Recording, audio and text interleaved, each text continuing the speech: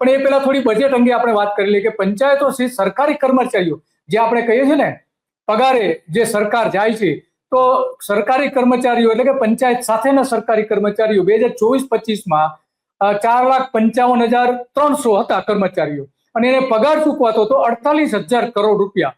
અને 2025-26માં જે કર્મચારીઓ હતા એમાં માત્ર ને માત્ર 1,500 કર્મચારીઓનો વધારો થયો, એટલે કે 4,56,820 કર્મચારીઓ, અને પગાર કેટલો વધી ગયો? 49,747. તો એમાં પણ જંગી વધારો થયો, 1,500-1,600 કરોડ રૂપિયા. અને 26-27માં જે અંદાજ મૂક્યો છે એટલા જ કર્મચારીઓ છે, પણ પગાર થવાનો છે 54,722 કરોડ રૂપિયા. વિચાર કરો. તો આ ગુજરાતની ભાજપ સરકારે ઠેકેદારોને પણ આ રીતે આપણે કહીએ છીએ નગારે પગારે, અને એ રીતે તો જે પૈસા સરકાર ચૂકવી શકતી નથી એવી લગભગ 50,000 કરોડ રૂપિયાની રકમ થાય છે. 50,000 કરોડ રૂપિયા કે જે બાકી નીકળે છે, સરકારે ચૂકવવાના નીકળે છે. માર્ગ મકાન વિભાગ જે છે એમાં 19,000 કરોડ રૂપિયા ચૂકવવાના બાકી નીકળે છે. નર્મદા અને સિંચાઈમાં લગભગ 12,000 કરોડની આસપાસ નીકળે છે. પાણી પુરવઠામાં 17,000 કરોડ રૂપિયા આપવાના બાકી નીકળે છે. અને જમીન સંપાદન કે જે મોટાભાગનું ખેડૂતોની જમીન સંપાદન થતી હોય છે એમાં 1,540 કરોડ રૂપિયા હજુ સુધી ચૂકવાયા નથી. બોલો આ શું કહે? અને બિલ બને છે સરકારોનું એમાં ન ચૂકવાયા હોય અને એની સામે દાવાઓ થયા હોય એવા 700 કરોડ રૂપિયા છે. આમ બધું થઈને 49,489 રૂપિયા થાય છે, એટલે કે લગભગ 50,000 કરોડ જેવી રકમ થાય છે. તો આ બધી વાત આપણે જોઈ અને આપણે ઉમેશભાઈ જોડાઈ ગયા છે. ઉમેશભાઈ સાથે પણ આપણે વાત કરીશું. ઉમેશભાઈ, તમારું સ્વાગત છે. નમસ્કાર.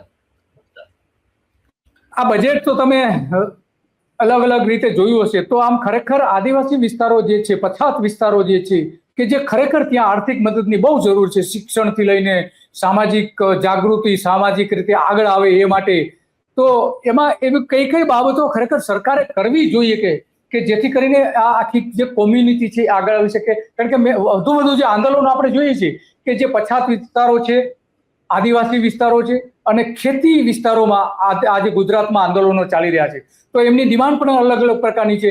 તો સરકારે શું કરવું જોઈતું હતું? આપણે જાણીએ છીએ કે સરકાર જે અત્યારનું બજેટ આપણે છે એ શહેરી વિસ્તારો માટેનું બજેટ દેખાઈ રહ્યું છે, ગ્રામ્ય વિસ્તારો માટે કે પછાત વર્ગના લોકો માટેનું બજેટ દેખાતું નથી.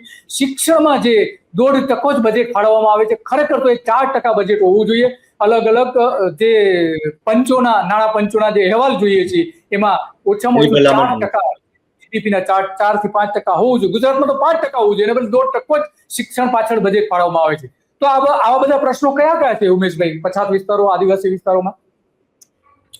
જો આ વખતે પહેલી વાત તો એ છે કે સૌથી મોટો પ્રશ્ન છે ને માઇગ્રેશનનો આદિવાસી વિસ્તારમાં વધારે છે, કે લોકો ખેત મજૂરી કરવા માટે જાય છે બહારના વિસ્તારમાં, જેના કારણે મોટા પ્રમાણમાં માઇગ્રેશન થાય છે. આ વખતે સરકારે દાહોદમાં અને એમાં જીઆઈડીસીની સ્થાપના કરવાની ઘોષણા કરી, પણ છોટાઉદેપુરમાં ન કરી. છોટાઉદેપુરમાં ઘણા લાંબા સમયથી માંગ છે કે અહીંયા જીઆઈડીસી બને, કારણ કે દર વર્ષે છોટાઉદેપુરમાંથી લગભગ સમજો 3 થી 4 લાખ લોકો માઇગ્રેટ થાય છે ખેત મજૂરી કરવા માટે. તો આ એક ડિમાન્ડ ઘણા સમયથી હતી, જેને આ બજેટમાં એવું હતું કે કદાચ એને સમાવેશ કરવામાં આવશે, પરંતુ એ નહીં કરવામાં આવી. બીજી સૌથી મહત્વની વાત એ છે કે દિલીપભાઈ, શરૂઆતના જ્યારે મતલબ 70-80ના દાયકામાં આદિવાસી વિસ્તારમાં સહકારી સંસ્થાઓનું એક માળખું બન્યું હતું આદિવાસી વિસ્તારમાં, જેના કારણે સ્થાનિક જે ખેત ઉત્પાદનો થાય છે, ધારો કે શેરડી થતી હોય છે, કપાસ થતો હોય છે, તો આનું જે એનામાંથી જે રો મટીરિયલ જે સ્થાનિક રીતે કોઓપરેટિવ ચલાવતા હતા, અને એમાં ઇન્ડસ્ટ્રી કોઓપરેટિવના સ્વરૂપમાં ચાલતી હતી. સુગર જે મોટા પ્રમાણમાં ચાલતી હતી દક્ષિણ ગુજરાતમાં, તેમાંથી જે સુગરો બંધ થઈ છે એ સુગરો ફરી ચાલુ કરવા માટે સરકાર શું કરી રહી છે બજેટમાં કોઈ જાતનો ખાસ ઉલ્લેખ કરવામાં નથી આવ્યો. એક સુગર, ધારો કે વ્યારા સુગર તમે જો લો, જેને ઊભી કરવા માટે સરકારે 32 કરોડ રૂપિયા 30 કરોડ રૂપિયા જેવી રકમ ફાળવી હતી, પરંતુ આજે પણ એની હાલત એવી જ છે, એ ચાલુ નથી થઈ. એક સુગર સાથે તમે સમજો કે લગભગ 20 થી 30,000 ખેડૂતો જોડાયેલા હોય છે. ધારો કે છોટાઉદેપુર જિલ્લામાં આવેલી લડોદની સુગર છે, એ વર્ષોથી બંધ થઈ ગઈ છે. એને ચાલુ કરવા માટે જો સરકાર પ્રયત્ન કર્યો હોત તો કદાચ સ્થાનિક ખેડૂતોને બહુ મોટો ફાયદો થયો હોત. અને સૌથી મહત્વની વાત એ છે કે શિક્ષણને લઈને જે સરકારે જે બજેટ જે છે 1.5% જેટલું તમે ફાળવો છો એમ કહે છે, મને એવું લાગે છે કે જે આદિવાસી વિસ્તારોમાં જે એકલવ્ય મોડલ રેસિડેન્સી સ્કૂલ અથવા તો GLRS જે સ્કૂલો ચાલે છે એમાં જે બાળક દીઠ બજેટ છે એના બજેટમાં વધારો કરવાની સખત જરૂર હતી, કારણ કે ઇમ્પ્લિમેશનના કારણે ઘણી બધી જગ્યાએ એવી સમસ્યાઓ હોય છે કે બાળકોને પૂરતું અને સારું પોષણયુક્ત ખાવાનું નથી મળતું. આ પ્રકારની જાહેરાત તો શિક્ષણમાં લઈને બહુ સારું એવું બજેટ જાહેર કરી શકતી હતી સરકાર. બીજી સૌથી મહત્વની વાત એ છે કે આ વખતે ભાડભૂજ યોજનાને લઈને સરકારે કરોડો રૂપિયાની ફાળવણી કરવામાં આવી છે. બરાબર. છોટાઉદેપુર, પંચમહાલ અને નર્મદા જિલ્લાના ખેડૂતોને સિંચાઈનું પાણી મળી રહે તેના માટે પણ સરકારે વાયદો તો કરી દીધો છે કે ચાલો આ વખતે તેઓને પણ ઇરિગેશનની ફેસિલિટી આપવામાં આવશે. પરંતુ સવાલ અહીંયા એ છે કે ઇરિગેશનની ફેસિલિટી તો છે, પરંતુ ત્યાં આગળ સ્થાનિક કદાચ ઊભી પણ થઈ જાય, પરંતુ સ્થાનિક માળખાકીય જે મંડીઓ છે, APMCઓ છે, એ લગભગ આ વિસ્તારોમાં છે ને પરિભાગી છે, જેના કારણે ખેડૂતોને એક અલગ પ્રકારની કારણ કે માલ વેચાતો એટલે પ્રાઇવેટ વેપારીઓ જે છે એ ખરીદવા માટે આવતા હોય છે ને એ પછી ભાવમાં હેરફેર કરે છે.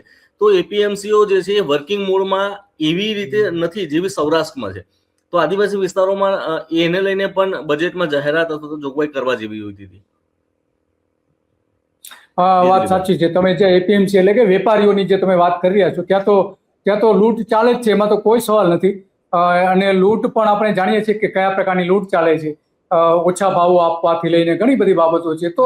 તો આ જે બજેટમાં એક બાબત એક ઉડી આવીને જે સરકારે અલગ અલગ દસ્તાવેજો રજૂ કર્યા છે, એમાં એક બાબત એવી ઉડીને આવી છે કે રાજ્ય સરકારના વેરા ન ચૂકવતા હોય એવા વેપારીઓની જે બાકી રકમ, એટલે કે સરકારે જે રૂપિયા લેવાના નીકળે છે એ લગભગ 67,409 કરોડ રૂપિયા લેવાના નીકળે છે. 67,000 કરોડ રૂપિયા આવા વેરાના લેવાના બાકી નીકળે છે.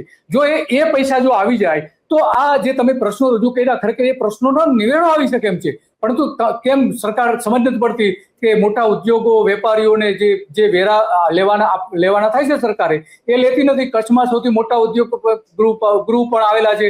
એમાં એક ઔદ્યોગિક ગૃહ જે છે એની પાસેથી જે જંત્રીના પૈસા લેવાના નીકળે છે, અબજો રૂપિયા લેવાના બાકી નીકળે છે. જંત્રીના પૈસા, એની દસ્તાવેજો થાય છે, જંત્રી પ્રમાણેના દસ્તાવેજો થાય છે જમીનોના.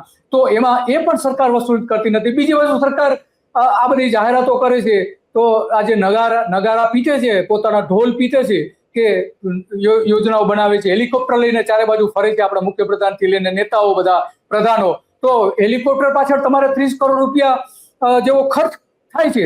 વર્ષે 30 કરોડ રૂપિયાનો ખર્ચ થયો છે. તો દરેક નાગરિક જે છે એ મુખ્યપ્રધાનના હેલિકોપ્ટર માટે માથાદીઠ 4.28 રૂપિયા ખર્ચે છે. દરેક વ્યક્તિ 4.28. તો મુખ્યપ્રધાન જયારે આ રીતે ફરતા હોય હેલિકોપ્ટરમાં તો એની જવાબદારી બને છે કે લોકોને એનું વળતર આપવું, પરંતુ બદલામાં 3 કરોડ લોકોને મફતમાં અનાજ આપે છે. આવું થાય છે ભૂપેન્દ્રભાઈ પટેલની સરકાર. અને બીજી બાજુ આ જે કઈ આ યોજનાઓ જે છે એમાં તો આપણે જોઈએ છીએ કે સરકાર તો જે આ રકમ જે ખર્ચ કરે છે એ ખર્ચમાં ભૂપેન્દ્ર પટેલની જે સરકાર છે એ દેવું વધારી રહી છે.